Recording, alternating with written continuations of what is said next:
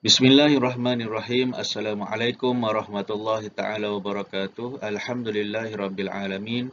Wassalatu wassalamu ala ashrafil anbiya'i wal mursalin wa ala alihi wa sahbihi ajma'in. Qala rabbi shrah li sadri wa yassir li amri wa hlul 'uqdatam min lisani yafqahu qawli.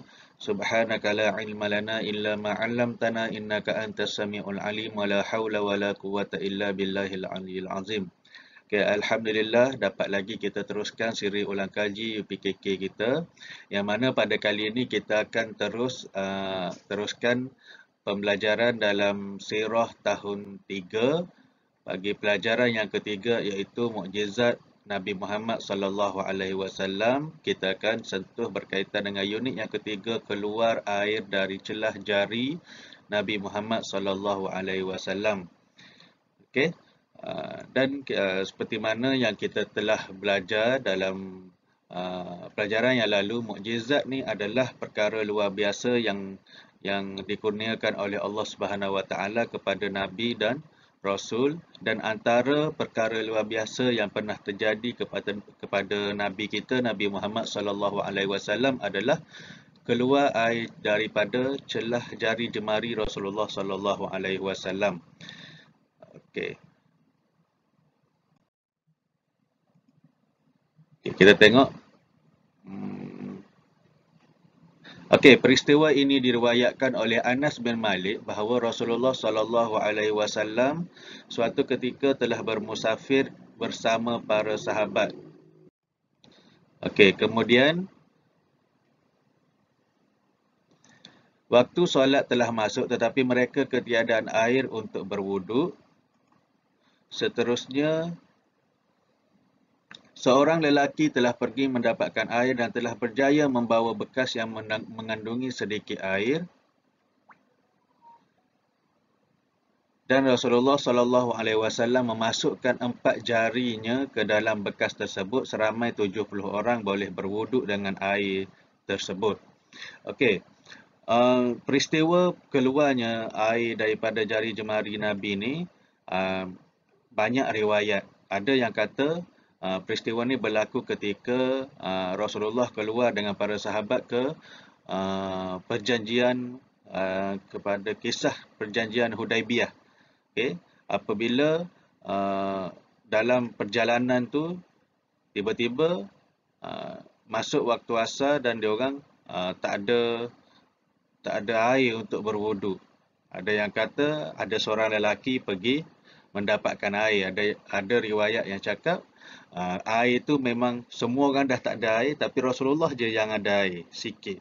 Kemudian Rasulullah memasukkan 4 jari ke dalam 4 jari baginda ke dalam air tersebut, lalu air itu jadi memancar.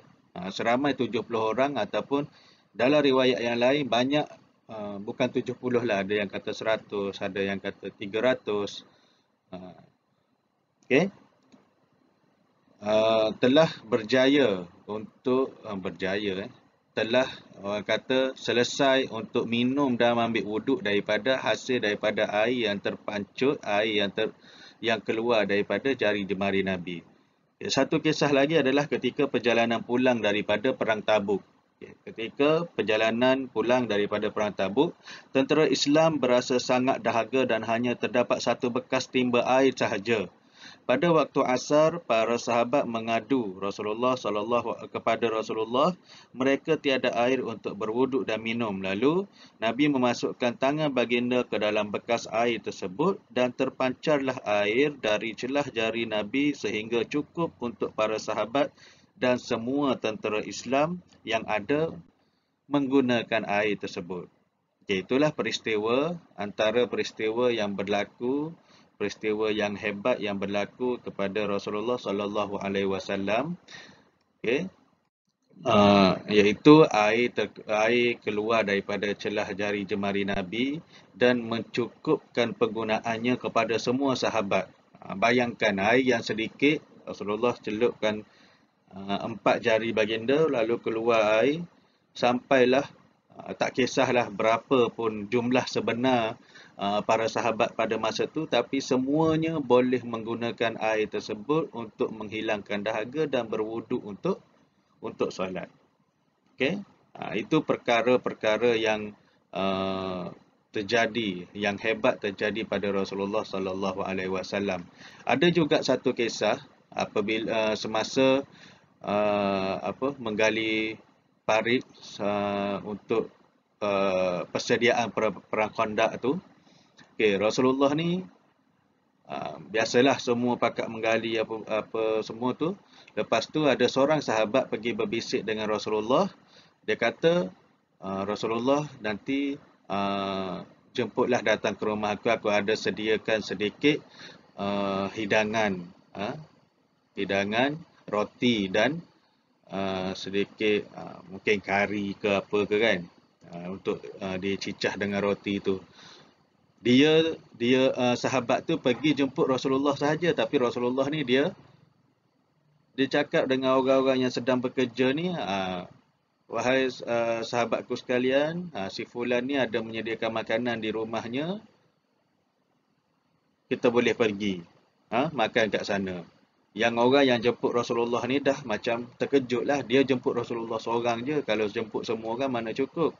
Tapi nak cakap mukjizat Rasulullah, sampainya di rumah sahabat tu, dia kata, mana makanan yang kau nak hidangkan? Mana makanan yang kau kata nak hidangkan tadi? Rasulullah yang hidangkan untuk para sahabat yang bertungkus lumus bekerja untuk menggali parit pada peperangan Khandaq ni. Semua dapat makan. Hasil daripada Rasulullah yang cedokkan lauk semua, tanpa mengurangkan sedikit pun makanan yang ada untuk orang yang menyediakan, sahabat yang menyediakan tadi tu, untuk anak dan isterinya makan. Tapi semua orang lain boleh makan. Itu antara mukjizat Rasulullah sallallahu alaihi wasallam yang kita rasa hebatlah. Bukan kita rasalah, kita patut yakini bahawasanya itu adalah mukjizat yang hebat yang dikurniakan oleh Allah Subhanahu wa taala kepada Rasulullah sallallahu alaihi wasallam. Okey, sekadar itu saja. Wallahu a'lam bissawab. Kita jumpa di lain video. Saya mohon maaf atas kalau ada salah silap. Okey, assalamualaikum warahmatullahi taala wabarakatuh.